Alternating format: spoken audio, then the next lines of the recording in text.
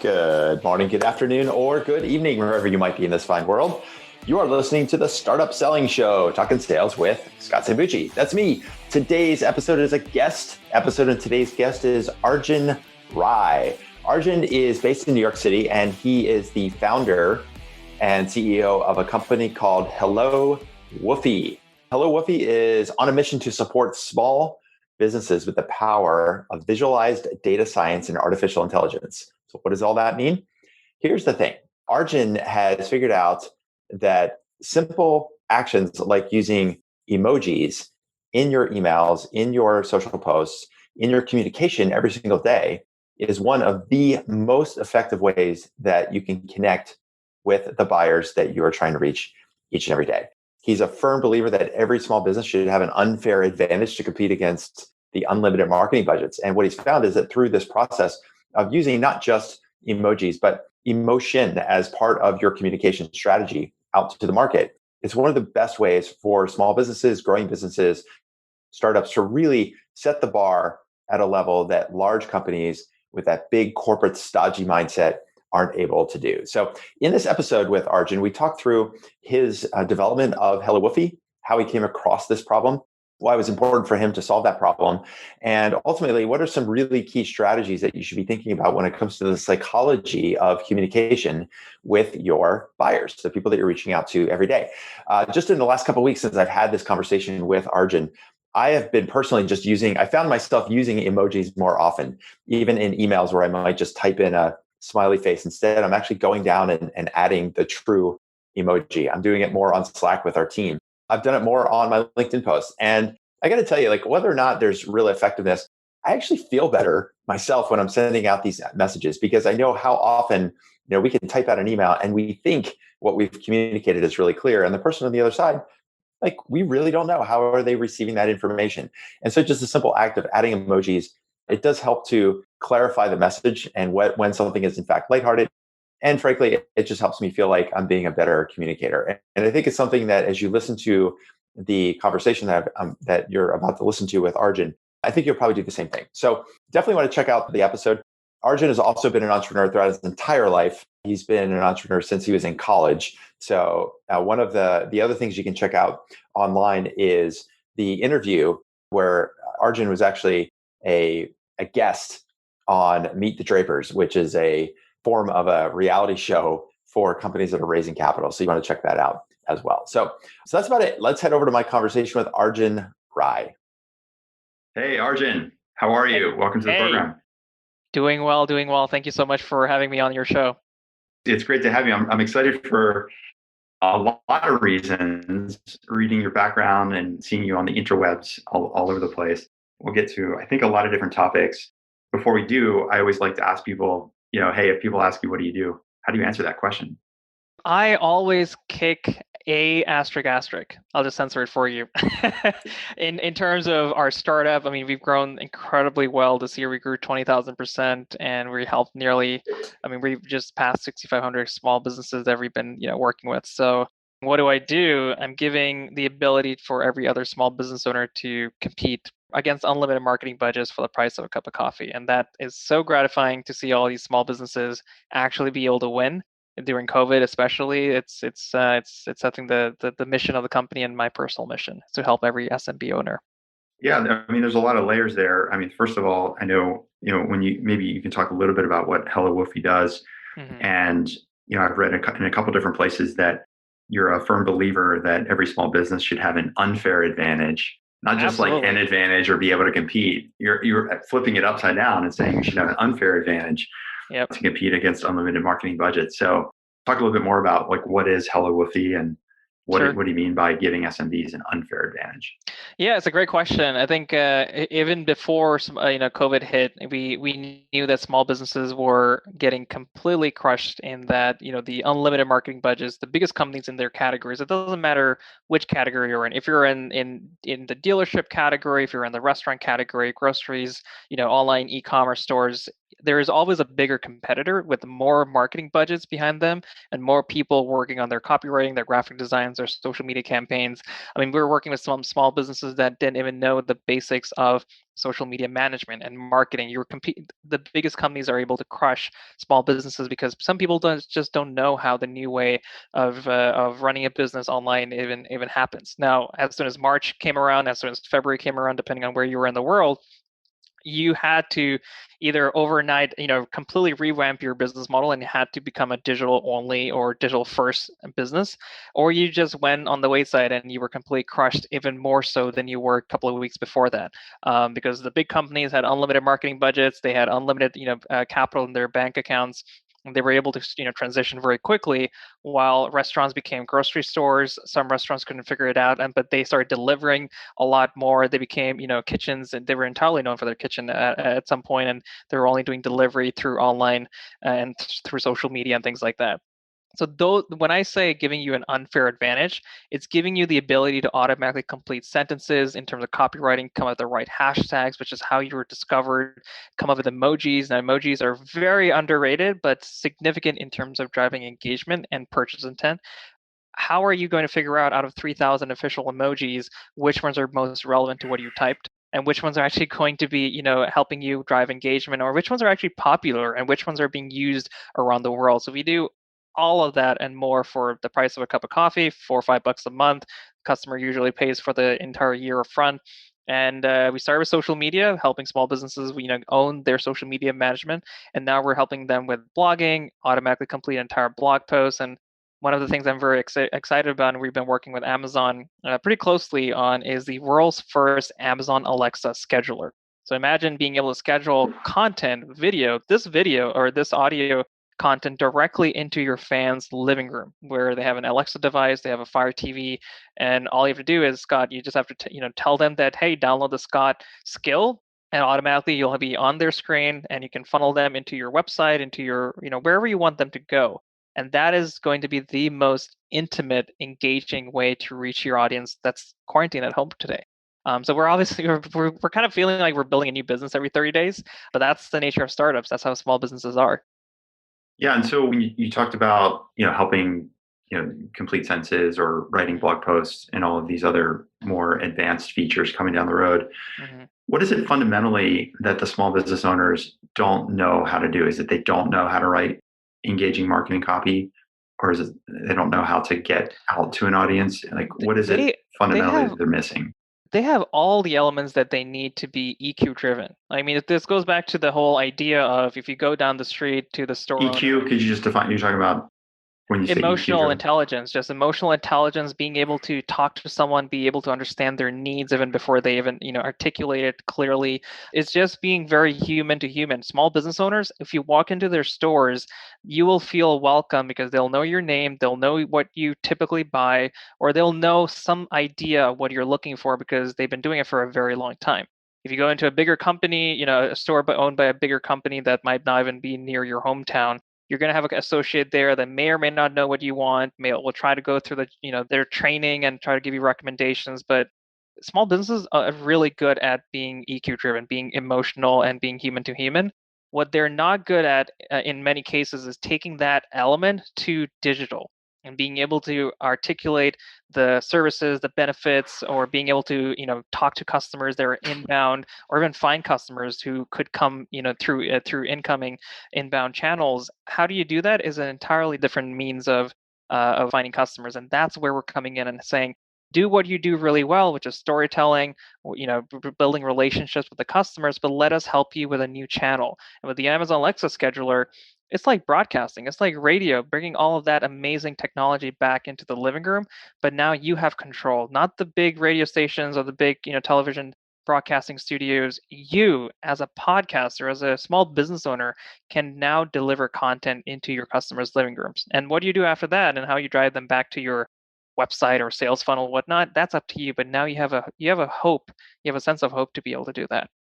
Yeah. So you mentioned again blog posts and sentences and those sorts of things. I think when you first got started, a lot of what you were doing is around emojis. I mean, I was and this is, like you said, you've been reinventing a business every 30 days. It seems like. I mean, I just watched recently the recording on YouTube where you were on the Meet the Drapers show, Yep. which is, sort of the equivalent of, pitch contest in a way. What's the show with we Mark won. Cuban? We won second. We won second place. We should have won first place, but we still won the show. Well, and on that show, even, so we're going back 6 months, roughly. I don't know when the show was recorded. It was posted in April of this year. Most of the business really focused on emojis, as I understood it back then. Is that right? Emojis and social media overall, and then we said we really need to help small businesses with content marketing, because it's not just about automating the real-time messaging, which is aka social media, but it's also about long-term, long-form marketing, which is content marketing. People are finding us through video interviews. You said it yourself, you did your own research, and you're finding us through videos, through blog posts. That needs to be automated for the price of a cup of coffee, using artificial intelligence as well. So we expanded that product line very soon after the airing of the show, and then we also had expanded to the Google Chrome extension. That is your ability to type pretty much anywhere on the internet. It gives you autocomplete technology and emoji data science. It's continuously giving you the tools you need, and whether you use these tools or not is entirely up to you. But these are unfair advantages that small businesses have now. Yeah. So I want to transition now, if we could, into like this idea you mentioned about EQ and emotion. Yeah. And we talked about emojis. I have an 8-year-old son, and one of the things he loves to do is take my phone, and he'll text my wife from my phone, and he'll write 3 words, but then he'll just find like a zillion emojis, and that's his text message. He just thinks they're hilarious. Yep. Whereas for me, I'm like a guy, I might use smiley face, face palm, sweating a little bit. If that's about it. I have like my arsenal of 3 emojis. So there's obviously this chasm of like, between the next generation and me around emojis. And it's not like your perspective on this is very emotion driven. You've done, digital marketing since college, back when you were at New York Institute of Technology. So, I would love to get your perspective around like the importance of emotion and how critical that is in not just like the marketing world, but just like in the written word, in the blog post, and especially around emojis. Like how does one think about emotion and how critical it is to the message that you're trying to send out there? I think it comes down to not just emotion, but it comes down to art, it comes down to culture, it comes down to design. All of these things that separate us from a pile of rocks is super important. If you take a look at our office here, I spent maybe $200 in setting up this background here because of the TV show. It was entirely remote due to COVID. And so I was like, I'm going to make sure that our background looks super, super nice when it's on television. And the producer came up in the rehearsals was like, I wish all of our founders took this much pain into making sure that their background looks super nice. And there are LED lights here. I cut all the grass, this all fake grass, and I put it in individually. It took me probably maybe 2 hours to put it together, but it was worth it because it separated me as a business owner and how much attention to detail I put into not only the background, but how much attention and detail we put into our customer service, we put into our product and things like that. It is super important that EQ, or just being design focused and being art focused or storytelling, all of these things are important. Now then you take that idea into customer service, or you take it into how you generate your Facebook posts or your social media posts. If you're only advertising and you're saying grab this deal now, this will be 25% off or things of that nature, you're doing a very one-sided conversation, and that's not keeping in mind the needs and the benefits that the other person is looking for, but it's also not keeping in mind their side of the story.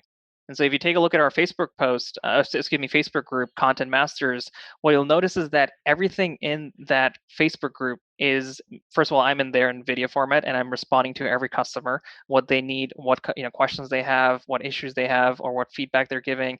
But the video is really important. That's us having a conversation as close as possible. But then they're also helping each other. I've seen over and over again small businesses helping one another and saying, this is how you do it. This is the FAQ section. This is how, click on this button. And I'm like, I'm blown away. I've never seen so many small businesses help one another and also find resources for one another. This is going back to the days of forums. I know forums aren't around as much as they used to be, but it's going forward and backwards at the same time.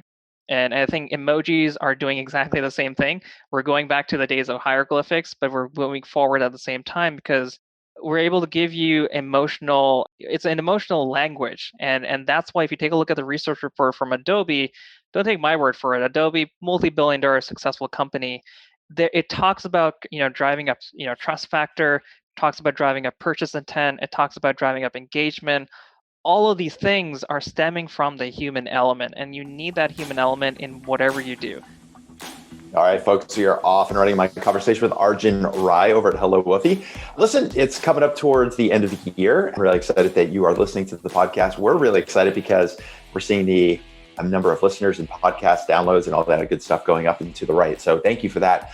One of the things I want to do is make sure that you know about all of the really cool stuff that we have been rolling out over the past weeks, coming into the end of this year and moving into next year. Specifically, we've been doing a number of free sales masterclasses, doing webinars, doing trainings, doing LinkedIn Live. I obviously have this podcast. We're also pushing out content and excerpts from my book. So all kinds of great ways for you to be learning about how you can think about growth in your startup, building your repeatable sales process, and of course, scaling your startup so you can make the impact that you want to make. So the best way to find out about all of this great stuff, if you haven't already, is make sure you get on our email list. And what I would suggest you do, if you haven't already done this, is head over to salesqualia, salesqualia.com, salesqualia.com. And right there on the homepage, you can click and download a full and complete copy of my latest book, Stop Hustling, Start Scaling. So not only will you get added to the email list to learn about all the great stuff that we're rolling out every week, you're also going to get access to a book that was a #1 new release on Amazon, Stop Hustling, Start Scaling. So if you're a B2B startup and you want to learn more about the core frameworks that you need in order to grow and scale your company, you definitely want to check out that book. So that's it for now. Let's head back to my conversation with Arjun. It's funny you mentioned about the emotion side and the human element, because I was just on a coaching call. We do a group call every Tuesday with our clients, and one of the clients was on and was talking about, like, they're selling enterprise software, so it's different than small businesses, but principally they're obviously looking to grow the business, grow their customer base. And she said, like, logically, I went through all the reasons why they should buy from us, and they looked at it and they're like, I don't know, like, we're not sure if we should. And she said, I knew there was this fear of decision or this hesitation. And she said, and she even said, I could tell it was such an emotional decision for them, because she's selling to consultants that are working for large organizations. So, like, they could see logically how, like, this is really a no-brainer purchase to make, but they still couldn't get themselves to take the action. And she used that word emotion. And I thought that was particularly, prescient coming to our conversation. So I was going to say there's a really good class by Sarah Blakely on Masterclass, which she talks about the 4 kinds of people that you need to overcome. One is, the person just like you. One is someone who's always, hesitant, very risk averse, and then the 2 other personalities. But the point that she makes about all 4 is that if you're not conveying to them as if you're already in the same boat as them, right? So in our cases, for example, I do maybe 10 or 15 sales calls a day from 7 o'clock in the morning to 11 p.m. When I tell people that, first of all, those are my hours of operation, because that's how much I believe in HelloWoofy and driving this as much as possible. I also tell them that I know exactly where you're coming from, which is you're on a lean budget. You don't know exactly how to do the proper social media marketing, or you don't have the resources. You know how to do it, but you don't have the resources to expand beyond the clients you have, because you're just so in the weeds, you just can't expand anymore. So when they hear that, immediately we've already sold. I know we've sold the license to them, and it's such a no-brainer, to your point.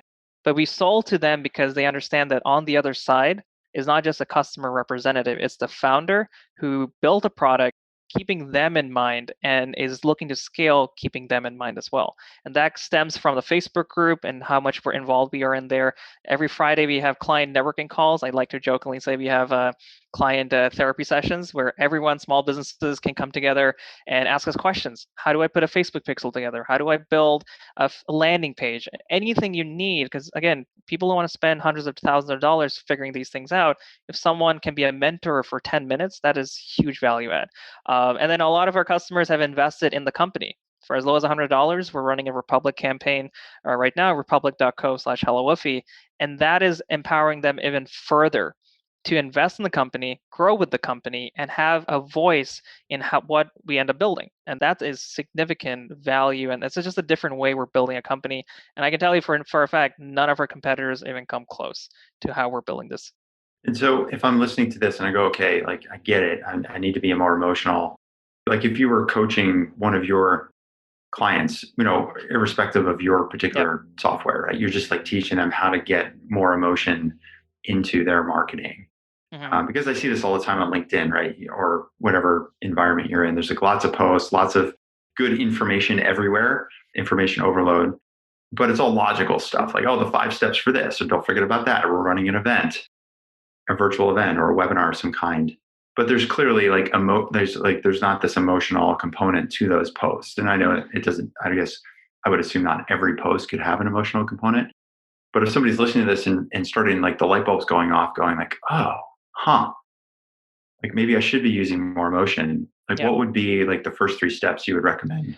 I would argue every post has a way to invoke that emotional aspect. So if it's about if it's about events, right? If it's about conferences and especially after COVID, when people are really looking to go back to in-person events and actually shake hands and hug each other and see, network with people and give a physical, I mean, you might see a resurgence of business cards. People are going to be like as involved as ever before, because I think we took it for granted for a very long time.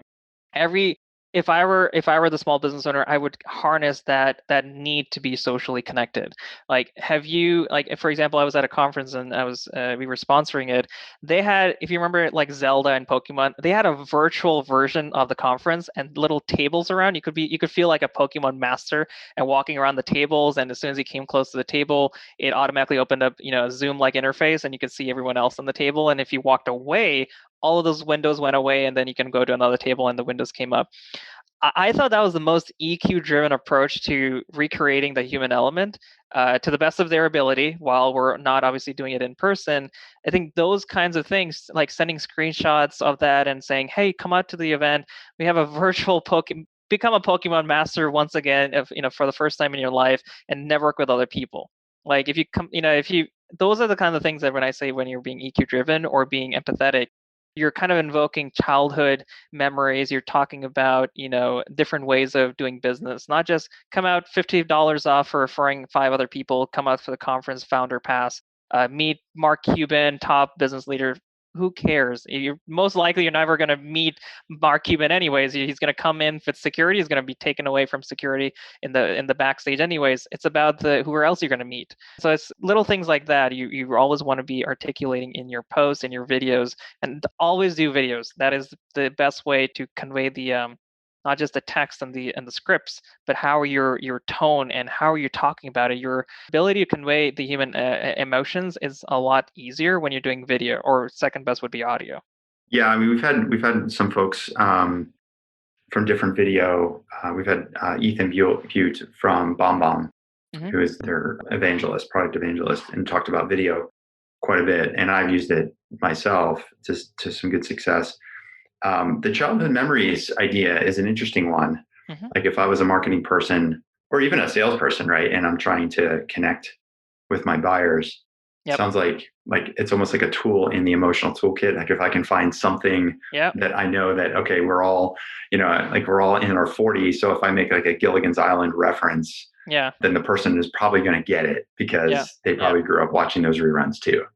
Or if like I see a lot of giant size post-it paper behind you, like if you can talk if you're selling your business, your services, you could be like, imagine when your teacher in school would write on chalk and you would hear the squeaky ear piercing noises. Well, here's a better product. It's a marker. It erases itself. It doesn't smudge, and you can write something up, take a screenshot, and then email it to someone. This could be a new product. It's recreating the school element into your tablet. I guess it's a piece of software, and you can have it. People can log in from anywhere in the world, and it's that same human element instead of just typing up a Word document and then sending it out to multiple people. Mhm. It's like those kind of memories will invoke that memory, or that emotional response, and people will be like, I get it. It's a chalkboard on steroids with unlimited a canvas, and I can email it to anyone. I don't have to be stuck there looking at the teacher who doesn't know what she's talking about most of the time. I love this. So what would be like if the childhood memories is kind of a tool in the emotional toolkit, videos is Mhm. another. What would be a third that you see work really well with people? Be visual. Everything we do, even our deck for investors, even our Republic, equity crowdfunding platform, we always make it a point to include a lot of imagery, colors, a lot of vibrant colors, and videos, and be consistent with everything.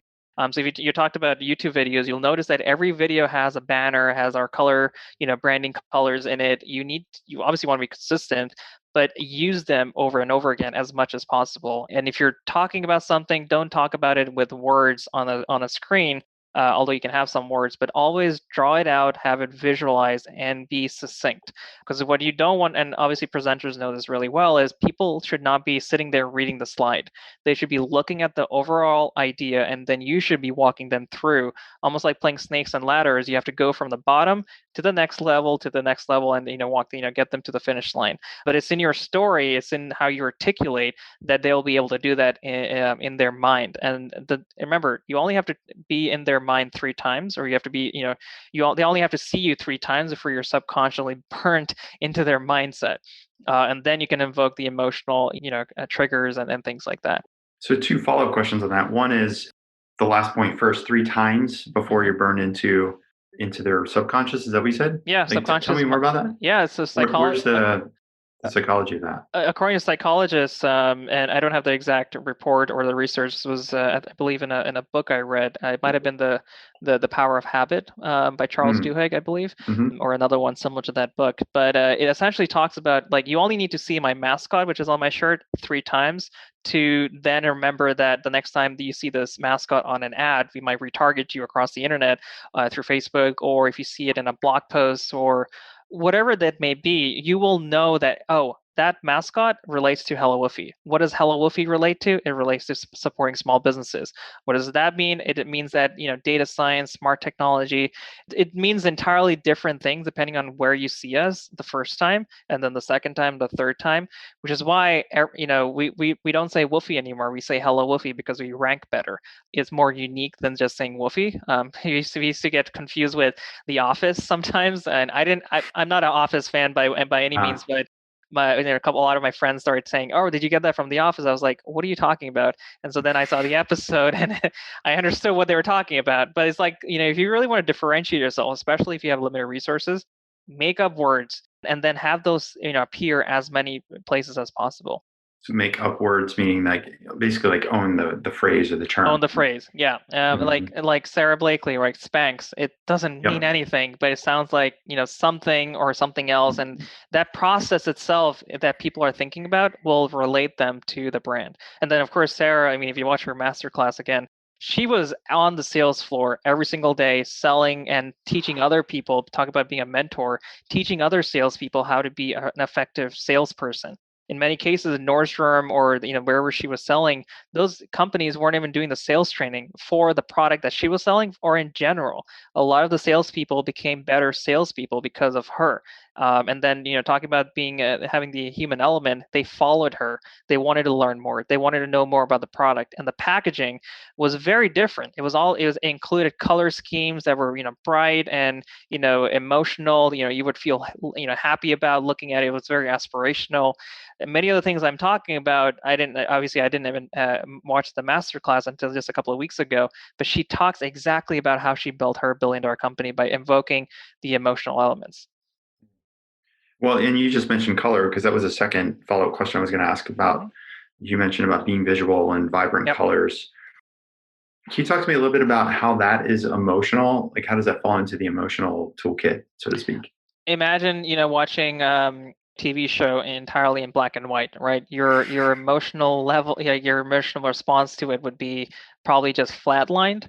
But if you see I mean, if you're looking at vibrant colors like the leaves, turning color, or you're seeing the emotional, maybe someone's turning very cherry red and is very embarrassed about what's in the image or what's in the video. You see, emotional responses. You won't see that in a black and white situation, right? So color allows you to just add a whole layer of filters that gives you a little bit more information about what you're seeing and what's happening in the image, right? And speaking of colors and images, I mean, we do a lot of image recognition. As soon as you upload an image, it'll figure out what's in the image and give you hashtag recommendations accordingly. If it was just an image, just some copy, and that's all you do, we know for a fact it's not going to get a lot of engagement because hashtags are how people find you. It's its own search query inside every social media platform. If you don't add any emojis, it's just text. It's just ampersand and hashtags after that. If you add colors and emotional, obviously you want to be contextually relevant with your emojis. That just takes it to a whole new level. And you'll see that in our Facebook group. We use a lot of emojis, but just enough so that it gets the point across. But we also use emojis that are relevant to what I'm talking about. It's not just fingers everywhere and smiley faces everywhere. It's actually about what we're talking about, and that obviously the benefit of the platform is that it figures that out for you. Yeah. So the technical part of that you just described when you're using And by color the way, this is how, in nature, that's how a lot of mosquitoes, not mosquitoes, but insects will actually attract other mates, right? Like butterflies, an example, the flamingo, or you see nature doing it really well in terms of attracting, the other mate, the other gender, or things like nature. I mean, nature isn't black and white. And no one's personality is black and white either. And so you really need to hone in on that is I guess what I'm trying to say. Yeah, I mean, I've seen the nature shows with the exotic birds Yep. when they're doing their mating dance and Yep. the Exactly. flower. I mean, their feathers come out. And even last night, we're picking an episode of MythBusters, and you could buy the standard def for $1.99 or the high def for $2.99. Yep. And I said, let's just buy the standard def because we weren't going to buy the whole season. And as soon as we bought it, my wife said, "Oh, it doesn't look nearly as good as the other one as the high def." So now we're like. Usually we just buy the whole season. We buy the whole season in high def, but we just want to watch this one episode. And technology is going exactly in that direction. I mean, we used to be all about the imagery with Instagram and Pinterest and pin boards and things like that. With TikTok, it's the imagery, but we have frames per second now. We obviously AKA videos. Now we're all about videos. Facebook is all about Facebook videos. Instagram is all about reels, like or stories and things of that nature.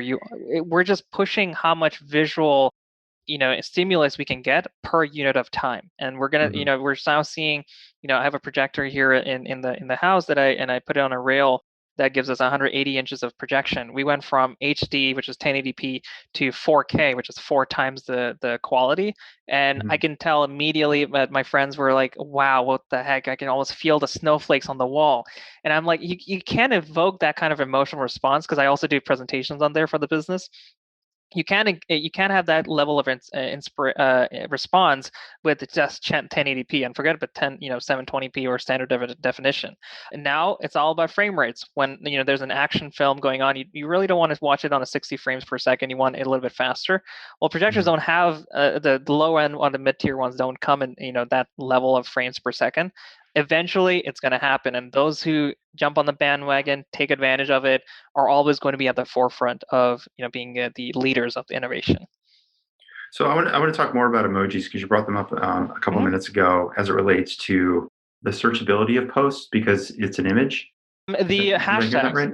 The hashtags are how people will search for you. So if you go to, for example, search.twitter.com and you put in a phrase like hashtag elections, you'll find everyone who's talking about elections accordingly, right? You put in hashtag pizza recipes, you'll see recipes come up and things like that nature. That's how people find one another. And there's a guy named Chris who came up with this hashtag idea. He took it to Jack Dorsey. He didn't like the idea, and so they started acquiring companies that developers took this very seriously. And then the hashtag became known as the Twitter thing, and now every other platform has it. Yeah. Okay. Got it. And so specifically with emojis, you talked about using the right ones in the right context. And so, I mean, on a marketing sense, right, you can use emojis in a Facebook post or an email. Like, is there any sort of secret secret sauce when it comes to emojis. Like if I'm listening to this, because like I've even from like in my world, I'm a pretty analytical person. I try to, I try to use emojis just to sort of like lighten the mood in a text or in an email. I've used them in emails occasionally, one-to-one emails. And I guess like I have a little fear of overusing them or making it seem like the message is going to be too lightly I can give you some examples. What are some good examples for people that like, okay, I got to get on this emoji thing? So let me give you some examples here on screen share. So like, one example of a post I did, just a couple of days ago, I think, on the 13th is, this was talking about taking customer feedback and letting the customers know in our Facebook group that we took your feedback, and we obviously took a screenshot and we added arrows and everything here, but you just add an emoji to the beginning, which is indicating that we're going upwards and we're obviously taking feedback and we're succeeding, and then a little friendly thumbs up at the end was all it was needed for a post like this. So in that case, just for people listening and not watching this, the first emoji at the start of the post was a graph that looks up and to the right, and then at the end it's just a thumbs up, and that was it. So it wasn't like this over exuberance with 17 emojis. Exactly. I mean, marketers do this really well. Once something is really working really well, they overdo it and then they kill it. Yeah. Do not make a world where the banner ad is everywhere and anywhere and there's no sense of quality and design to it. Here's another one, right? This is talking about coffee. So there's a coffee cup in the beginning. There's a smiley face at the end because that's the kind of the emotional cue that I wanted the other person to see, which is the smiley face with the the grin and the blushing happening on the side. And I posted this everywhere, and I was able to post it automatically. It's a very simple image of a coffee cup I made, which is trying to talk about the season, the season of pumpkin spice and October, and how important it is to take advantage of that from a business standpoint. And that was a very simple post there, but. I'm going to make an observation because it's the first time I've seen this post. If you go back to the one that you were showing about coffee. So again, beginning of the post, the post begins with the coffee cup emoji, right? Yep. And then the post itself says timing is important. It's October, which equals pumpkin season. Tailor your content accordingly. And then in the picture, cappuccino with turmeric, pumpkin spice, saffron, and honey, right? Yep. So here's what's interesting for me as I looked at this post is if I would have just read, if you didn't have the coffee cup at the beginning of the post, it's almost 2/3 of the way through the post before you even mention that we're talking about coffee. Yes. So there's almost like a cue for me, like my brain, I didn't know what the coffee icon meant or the emoji meant, but it feels to me like I saw that and my brain was probably like, oh, this is a post about either coffee or taking a break or something related to like hanging out. And a lot of Eastern Asian languages are built that way. They're based on visual cues, and till this day, I mean, some of the languages have obviously split up into different other ones, but a lot of them, Chinese, for example, or hieroglyphics, for example, are cuneiform in Sumeria. There's a lot of history here that we can take a look at and we can learn from, because I do believe history repeats itself, and those who take advantage of the lessons we've learned over the generations will always be at the forefront, because everyone else is going to make the same mistakes over and over again. There is a reason why people are in the 1% or the 3% or the 10%, because they literally are building their lives on the shoulders of giants, people who've done it before, and they're pushing civilization forward in a different way. Here's to answer another question that you had about emojis, right? So I put in a simple query. This is a search engine we built. This is one of 4 algorithms that goes into, and we file patents around, that goes into giving those recommendations. So if you can see here, the word love does really well with this emoji, which does really well with these emojis and these hashtags, for example. If you take a look at dogs. If you just describe that for a couple of people listening when you see this emoji. So what we're seeing here is a complex network graph, which is essentially a network. Think of it like a spider web of words that you're entering, and which other emojis are connected to the main node, if you will, the main point, which is the word itself. Which emoji does well with it, and then if you go further down, based on the emoji node, which hashtags and other emojis do well with that emoji. It's almost like a network, a web of what is doing well with one another, what is not. Obviously, if you don't see it here, it's not being used with one another, but this is based on hundreds of millions of conversations. There's because again, I want to make sure people listening, they can't see what we see. So that first emoji, the love emoji, it's the smiley face with hearts over its eyes. And so what this is implying is that and then the other ones around it it's a smiley face with three hearts circling around. There's one that looks like a kiss, one that's just a heart, and then the fourth one around it, which is like a winky face. And so you're saying like if I'm obviously talking about love, I should use one of those four. Yeah, and the way this comes up in your when you're making obviously the effort to create the post is that as soon as you start typing, for example, I love, and of course Scott, we love you. I love you and my coffee, for example, just as a simple example, right? You can see it's auto completing the words and sentences for me, but it's also giving you those examples of emojis that we just saw earlier. You can see the coffee cup there. You can see the the emoji with the two hearts and the eyes there as well, and that's the benefit, or rather that's how we're figuring it out. And the benefit is you have a fully optimized post and you can be on your way, and you can it does it for you. In addition to that, if you really want to be visual, all you have to do is click on the purple dot and it'll actually find memes and images, or you can also manually search for images for you that are going to be relevant to what you enter so far. And then click on the image, find the image. It'll automatically give you hashtag recommendations based on what is in the image. So it does image recognition. And for example, if you don't like this hashtag, because hashtags are super important, switch it out for another one. If you don't like this hashtag, switch it out for another one. And that's how simple we make agency in your pocket. Yeah. So I think the principle here, whether somebody's using your platform or not, it's actually not hard, and you don't have to overthink it. Like I was going into that question feeling like, okay, there's going to be some kind of like aha moment. And it's really just like pretty obvious that something like a cup of coffee and a smiley face is really enough.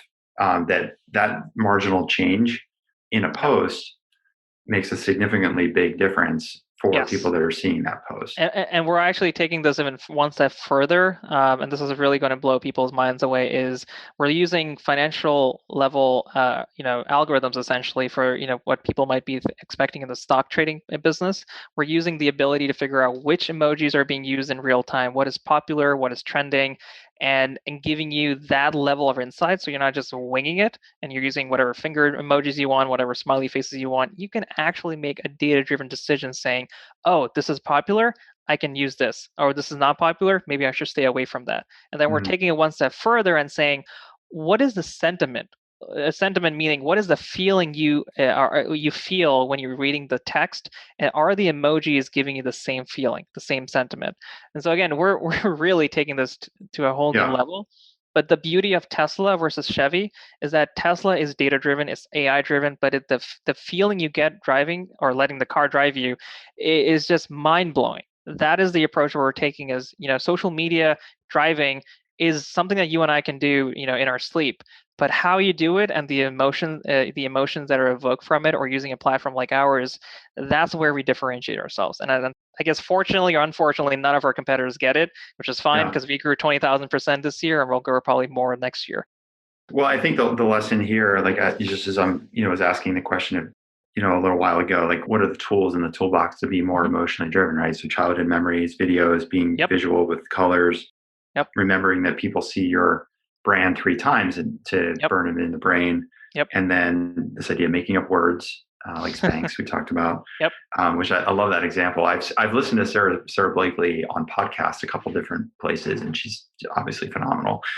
And then this idea of emojis is that you don't really have to overthink it. I think it's just be kind of logical around, this is what we're talking about. Let's put these emojis in, and talking about being visual and consistent with your branding in no matter what you do. Here's another example. This is our investor deck, and I use it for sales at the same time. This is how we're showing customers what we're delivering with, working with Amazon, which is the world's first in-home broadcasting solution. So what for the listeners who are looking in is I'm showing you essentially is your living room with our branding colors, so it feels like it's a part of the deck, it's a part of the branding.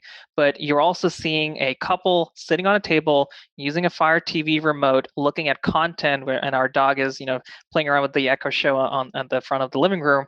Because guess what? Scott can deliver this video, this interview, to you in your living room within 5 seconds, and you could play that using the remote, or the Woofy dog can play it on the Echo Show, and that's how easy it is. And then if Scott wants to link maybe link his website on it or things of that nature, you can use a remote, you can use your finger if it has a touchscreen, and be funneled into a sales funnel that Scott might want you to get into.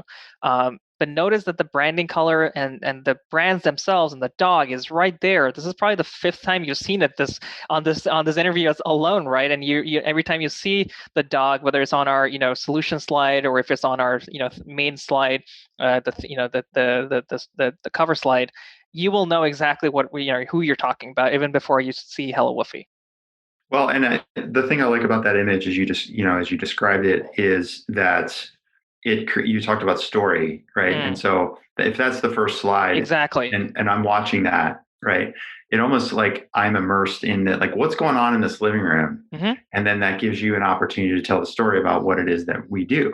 So whether it's your slide deck that you're using, or in a product or marketing deck of some kind, like if you're selling enterprise software to construction sites. We have a client that does that, right? There's a way of crafting that first slide and creating a visual image that tells the story that says, hey, this is the job site in the future, and here's the perfect outcome. And right here's how there, simple people are like, I'm in, like I get it. And how simple it is, because your dog, your best friend, your furry little friend is actually the construction workers. How simple it is to use that software that you're selling to construction workers, because they're able to, use it, and it's super visual, it's super, easy to use, yet it's entirely data driven, it's entirely artificial intelligence driven. But don't lead with that, because when you start throwing buzzwords, people just tune out. In fact, we don't even say AI and data science in most cases. We say smart marketing for underdogs. And then we say AKA small businesses. You have to there's a reason why Donald Trump, sometimes does really well in his speeches and his branding and things like that, because they're just super dumb, simple, and anyone and everyone around the world can understand it, even if there's a language barrier. We're not going to turn this into a political debate, but take what you can from people who are doing really well, and then ignore everything else. And that actually is something. I mean, I think linguistics have looked at his speeches. They're like 8th grade 10-year-old language level speeches, and it resonates. You just have to make your business simplified that you can speak it and you can pitch it in an elevator. Yeah, if you I've read a couple of books on writing, more than a couple, but there's one book that talks about simplicity in your writing. And it looked at the Emancipation Proclamation. And if you look at that speech and the words in that speech, there are mostly 1-syllable words. There are a handful of 2-syllable words, and that's it. And that's the speech. And that wasn't an accident. Nope. There's a really good book called Simple: Conquering the Crisis of Complexity. It's by a guy named Alan Siegel. I had the privilege of meeting him. He runs an agency, and literally his entire agency is about taking complex ideas. I mean, I think he worked with a law firm, and they compressed down a 30-page legal document into 2 pages. It was super beautiful. I mean, I remember making my legal, documents when we were raising capital super visual and beautiful. It had imagery and fonts and everything. That's the approach. And then when you do that, people will naturally gravitate towards you. Yeah. Well, as we wrap up here, I mean, there's all kinds of other questions I wanted to get to. We don't have time for it. Yeah, maybe part 2. And really, we just talked about the here and now and learned a lot about the importance of emotion in marketing.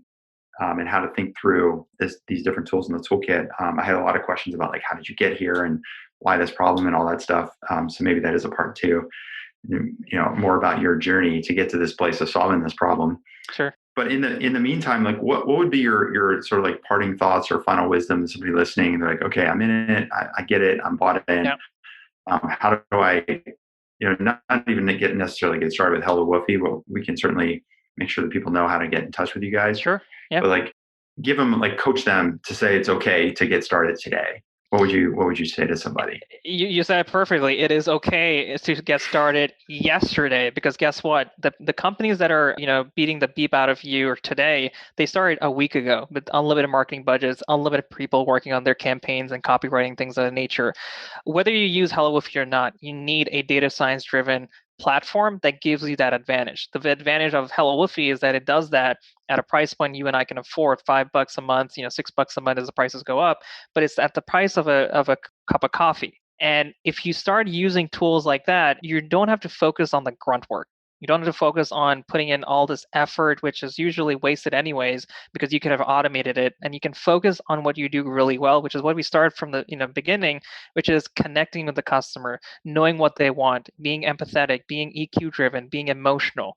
If you can't do any of that, and you're getting stuck in the grunt work of creating copy, creating the hashtags, and then scheduling it, and then you have to tackle blogging as well and content marketing, you're never going to have time to take care of your clients really well. Forget finding new clients. You won't even have the opportunity to do business development. So all I ask you to do is email me, Arjun, ARJUN at HelloWoofy.com. Tell me what I can do to build in terms of as a solution for you as for your small business. And if it's marketing related, let us know. We'll obviously add it to our roadmap. If you have other product ideas and things of that nature, email me and tell me your story, because I really want to know how we can help small businesses all over the world for the price of a cup of coffee, and just give you a sense of hope. And then, of course, join our Content Masters Facebook group. Just Facebook search Content Masters, and I'm sure you can put a link in the show notes. But and if you do sign up, let me know what kind of business you're running and how we can help, and happy to jump on a call with you as well. Anytime between 7 and 11. 7 and 11, yeah. 7 a.m. Eastern time and 11 p.m. Eastern time. 7 to 11 Eastern time. Okay, got it. That's the hours of operations. Cool, man. Although my dev team does say, you don't sleep at all, because I'm in like 2 o'clock in the morning. They're a couple hours ahead of me, and so I'm like asking them for updates, and they're like, go to sleep. Yeah. I've been guilty of that myself. Yeah. Well, cool, man. Arjun, it's been a hoot having you on the show and learning from you. I always enjoy having people who have just like focused in on a certain part of the sales and marketing process. And obviously you've got this part nailed and helping people out with tons of success. So I'm going to be continuing to track. I'm curious to know, and I'm sure you are too, what it's going to look like 6 months from now. Yeah. Well, we're going to keep kicking We're going to raise more capital. We're probably going to increase our double or triple our user base by the end of the next year. But the feedback is what's most valuable. People like you giving us feedback and saying, this is what I need. Can you build it? And this is how you build it. It's almost like a co-creating opportunity for everyone. Yeah, I love that. All right, man. Well, I'm going to let you get back to your day. So you probably like racked up a bunch of emails. We've been talking for the last hour, so yeah, I've been seeing the notifications come in. Yeah, bing, bing, bing. Hopefully they have emojis, because then they'll get your attention better. All my emails go out with emojis, and all the emails that come back in and are like emoji lists. So I'm gonna have to tackle email marketing at some point. Make it required. Like, hey, if you want your support ticket to go to the top of the queue, use an emoji. There we go. That idea. I'm gonna take that idea. And then you start training your customers. Yep. And everyone else. So, all right, man. Well, look, we'll get the recording up, and then you can share it with your tribe of thousands and anyone else that you want to share it with. I really appreciate the time. Great to have you on the show, and we'll have to definitely do a part 2. Absolutely. It's been an honor. Thank you. All right, Arjun. Take it easy, man. See ya. All right, folks, that is a wrap. That's my conversation with Arjun Rai over at HelloWoofy. Listen, thanks so much for listening to the podcast. Really appreciate it. One of the things I want to make sure that you know about is how we help early stage, growth stage, B2B startups with their sales process. So one of the things we do each and every day as part of our coaching program is work with B2B founders and their early stage sales teams to help them identify what the core systems are that they need to build and implement in order to get repeatability and ultimately scalability in their sales process. So, a couple things that you might think about with your business every day. When it comes to generating leads, are you able to repeatably and predictably generate leads for your sales funnel? Do you have a way of sending out an outbound sequence that works and converts at double-digit rates when it comes to meetings and engagement? Do you have an authority voice strategy? Are you going out there every single week or every month with sharing your expertise by way of webinar or conference calls or even some live events that you can host on your own? If any of those are areas where you feel like you need some help, we might be able to help you. Other areas might be like, look, we're doing lots of demos. We get lots of people interested, but then we can't get them back on the phone. That's a sign that maybe you need some help on the sales process. Maybe your pricing is all over the map. One customer is happy to charge the price you want to charge, but then the next customer is beating you up on price.